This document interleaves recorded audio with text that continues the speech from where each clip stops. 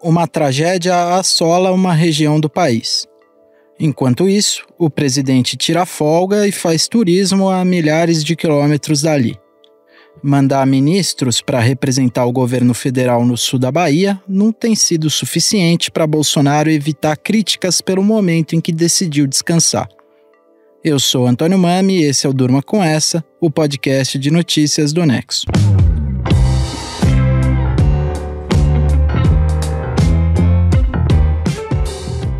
Olá, eu sou a Aline Pellegrini e estou aqui com o Antônio para apresentar esse podcast que vai ao ar de segunda a sexta, no fim da tarde, início da noite, sempre com notícias que podem continuar a ecoar por aí.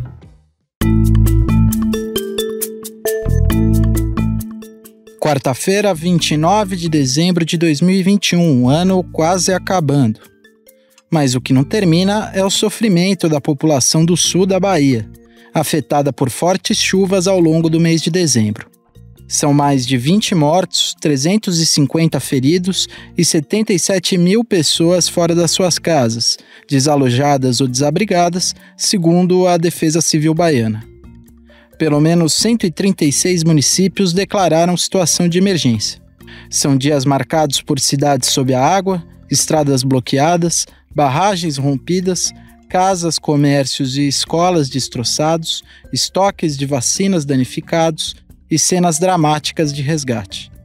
Diante desse cenário, políticos de oposição e usuários das redes sociais começaram a criticar a ausência do presidente Jair Bolsonaro na região, principalmente porque, enquanto a Bahia vive uma tragédia, o presidente está de folga no litoral de Santa Catarina. Bolsonaro,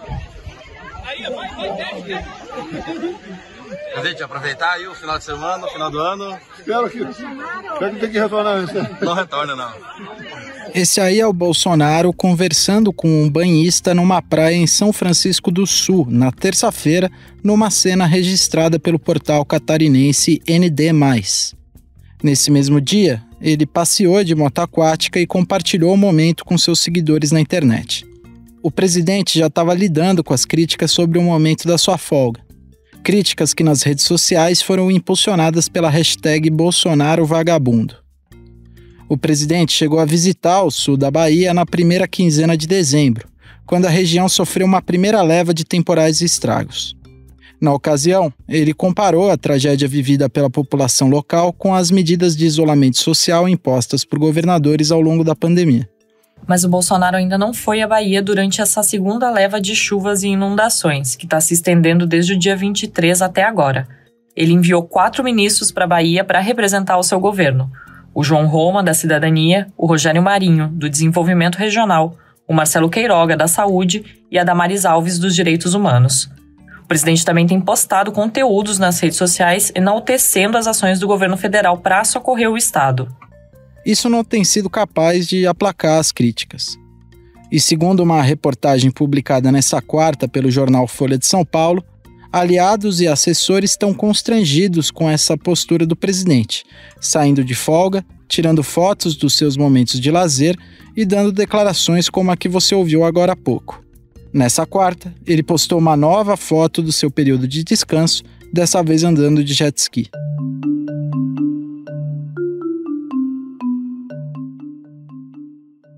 Na terça-feira, o Rui Costa anunciou um auxílio financeiro para as vítimas das inundações. Além de abrigar as pessoas que tiveram que sair das suas casas, essa é uma medida mais emergencial a ser tomada pelas autoridades, já que muita gente perdeu tudo o que tinha. Também tem havido muita mobilização da sociedade civil por meio de doações à população do sul da Bahia. Além disso, conforme o pior momento das tempestades for passando, o Estado vai ter que lidar com a reconstrução de estradas, de casas e de infraestrutura urbana. Foi aí que houve um primeiro bate-cabeça entre o governo baiano e o governo federal. Também na terça-feira, o Bolsonaro assinou uma medida provisória liberando 200 milhões de reais para reconstruir estradas de regiões afetadas pelas chuvas. No momento do anúncio do repasse, ministros do governo afirmaram que esse valor iria todo para a Bahia, mas não era isso que dizia a medida. O valor de 200 milhões de reais dizia respeito às regiões Norte, Sudeste e Nordeste do país, sendo 80 milhões de reais para o Nordeste. Diante disso, o Rui Costa pediu um aporte direcionado para o Estado. E apesar da medida provisória falar genericamente em regiões do país, o governo afirmou que os 200 milhões de reais só diziam respeito a 5 estados. Além da Bahia, o Espírito Santo, Minas Gerais, Pará e São Paulo. Deputados locais e o governador dizem que os 80 milhões de reais são insuficientes para recuperar os danos causados pela chuva na Bahia. O próprio Arthur Lira, presidente da Câmara e aliado de Bolsonaro, considerou o valor baixo. O ministro do Desenvolvimento Regional, Rogério Marinho, prometeu liberar mais verbas e pediu aos prefeitos das cidades atingidas para fazerem um diagnóstico preciso da situação. O fenômeno climático que causou os temporais foi uma combinação entre a chamada Zona de Convergência do Atlântico Sul, que é um corredor de umidade na atmosfera que percorre parte do país, com um ciclone subtropical. Segundo os meteorologistas, esse é um fenômeno incomum. E depois de passar pela Bahia, as chuvas começam a migrar para o sudeste. Em Minas Gerais, já eram mais de 40 mil pessoas afetadas nessa quarta-feira. Temporais são comuns no verão brasileiro, mas cientistas alertam que o mundo está entrando numa era de eventos climáticos extremos devido à mudança climática. E que tragédias como essa da Bahia vão ser ainda mais corriqueiras e mais intensas. Só em 2021, o Brasil registrou a maior crise hídrica em 90 anos, que afetou a geração de energia. Tempestades de areia também atingiram cidades no interior de São Paulo e de outros estados, um fenômeno bem atípico para a região. Além da questão climática, há alguns elementos de origem humana que ajudam a agravar alagamentos, enchentes e deslizamentos. Por exemplo, a ocupação desordenada do território, o acúmulo de lixo e a falta de planejamento urbano em geral.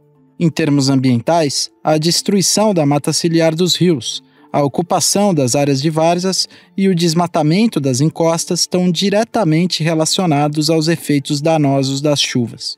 Isso porque as árvores funcionam como uma camada impermeabilizadora. O desflorestamento fragiliza o solo e as construções irregulares fazem ele ficar instável, mais exposto a deslizamentos. Outro fator que agrava a situação é a desarticulação entre as esferas municipal, estadual e federal de governo, algo que tem sido apontado agora. Além disso, especialistas afirmam que a Política Nacional de Proteção e Defesa Civil, principal marco regulatório para a prevenção de desastres, não tem sido levada em conta. Com mais tragédias ambientais no horizonte, a tendência é que Bolsonaro, ou qualquer outra pessoa que ocupe a presidência, deverá lidar com críticas caso não abra mão do seu recesso de verão nos próximos anos.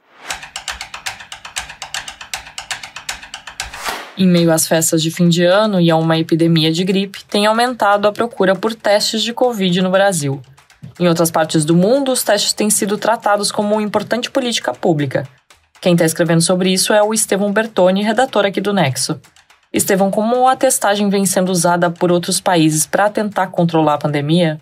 A estratégia de testagem, que é recomendada pela Organização Mundial da Saúde para todos os países, voltou a ganhar destaque agora em dezembro, depois que o presidente americano Joe Biden anunciou às vésperas do Natal um plano para distribuir a partir de janeiro de 2022 500 milhões de testes rápidos gratuitos que podem ser feitos em casa. Essa política da autotestagem já é usada em países como Portugal e Reino Unido. A população pode fazer o exame em casa e imediatamente antes de ir a algum evento externo, visitar pessoas vulneráveis ou para confirmar se os sintomas gripais são ou não causados pelo coronavírus. Com a confirmação rápida, a pessoa se isola e evita infectar outras, interrompendo a cadeia de transmissão do vírus. Se isso for feito em larga escala, como pretendem os Estados Unidos, pode haver um impacto grande no número de casos, internações e mortes, ajudando a controlar a pandemia, agora que a Omicron está em circulação e a vacinação parece ter estagnado em muitos países. E qual é a situação dos testes no Brasil? O Brasil não tem ainda essa política de testagem rápida em casa, que poderia ajudar a combater a pandemia. Em setembro, o Ministério da Saúde lançou um programa prometendo distribuir 60 milhões de testes aos estados até o final de 2021. Mas o número é muito pequeno. O país continua sendo um dos que menos testa contra a Covid-19, muito atrás de vizinhos como Uruguai e Chile. Agora, em dezembro, muitas pessoas tiveram dificuldades de marcar horário nas farmácias para fazer os testes rápidos, devido à alta demanda. Em muitas redes em São Paulo, só é possível agendar o exame para o começo de janeiro. Houve um aumento de mais de 300% na busca por testes rápidos nas farmácias de todo o país, segundo uma plataforma que registra os dados de 700 estabelecimentos, devido à preocupação das pessoas em ter segurança durante as festas de fim de ano e por causa da epidemia de gripe causada pelo vírus influenza, que já atinge todo o país e tem gerado um aumento de internações por doenças respiratórias. Valeu, Estevão. O texto dele você lê amanhã em nexojornal.com.br.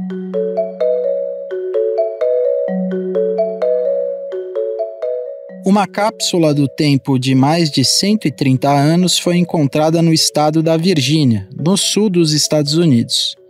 Quem conta pra gente o que tinha dentro dela é o repórter especial João Paulo Charlot.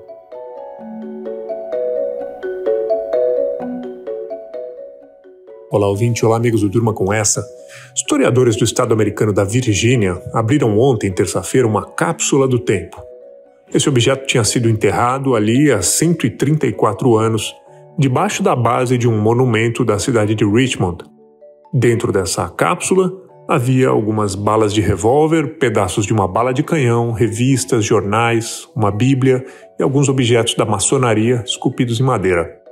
Essa tal cápsula é uma caixa de cobre quadrada, cujos lados têm 30 centímetros. Quando ela foi enterrada, em 1887, os jornais de Richmond noticiaram o fato, mas não revelaram qual era o conteúdo dela. A ideia era deixar uma coleção de coisas que fossem descobertas pelas gerações futuras. Por isso, o objeto é chamado de Cápsula do Tempo. A tal cápsula estava debaixo da base de um grande monumento erguido em homenagem a um general chamado Robert A. Lee. Ele foi um dos principais comandantes dos Estados Confederados na Guerra Civil, que opôs estados do sul do país, que defendiam a continuidade da escravidão, aos estados do norte. O curioso é que quando a cápsula foi feita e enterrada, ainda havia um espírito de respeito e de solenidade em relação a líderes confederados. Mas quando a cápsula foi aberta nessa terça-feira, o contexto era bem diferente. Em setembro de 2021, a estátua de Lee foi retirada do local onde estava, em Richmond, depois dos protestos do movimento conhecido como Black Lives Matter. Uma grande parte da juventude dos Estados Unidos de hoje não quer mais conviver com esse tipo de homenagem. A cápsula que foi encontrada debaixo de onde ficava o monumento tem, é claro, importância histórica. Mas o valor dado hoje a essas moedas, cédulas, balas de revólver e outros objetos ligados ao passado escravocrata dos Estados Unidos é um valor muito diferente do que pensavam as pessoas que enterraram esses objetos ali no passado.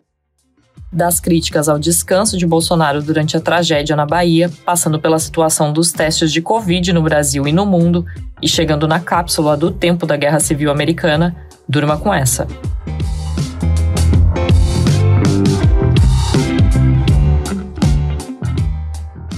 Com o roteiro de Antônio Mami, produção de Aline Pellegrini, participação de Estevão Bertoni e João Paulo Charlot e edição de áudio de Daisy Vitz, termina aqui mais um Durma Com Essa.